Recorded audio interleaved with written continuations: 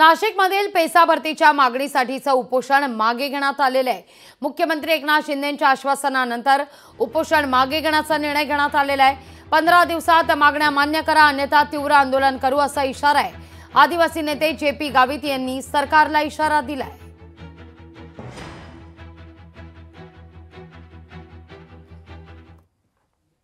शिष्टमंडळामध्ये चर्चा करताना मुख्यमंत्र्यांनी सांगितलं की तुमचा पहिला जो प्रश्न आहे पेसा भरतीचा, हा 17 संवर्गाच्या नोकऱ्या ज्या आहेत त्या भरण्याच्यासाठी जो काही कोर्टाचा अडथळा आहे, सुप्रीम कोर्टाचा, तो आम्ही 15 दिवसामध्ये याच्यामध्ये मार्ग काढू आणि नोकरीची तजवीज करू।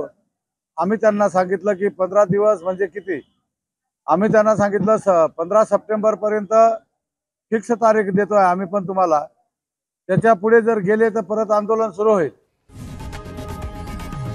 लोकशाही मराठी ऐका, पहा, जागरूक रहा।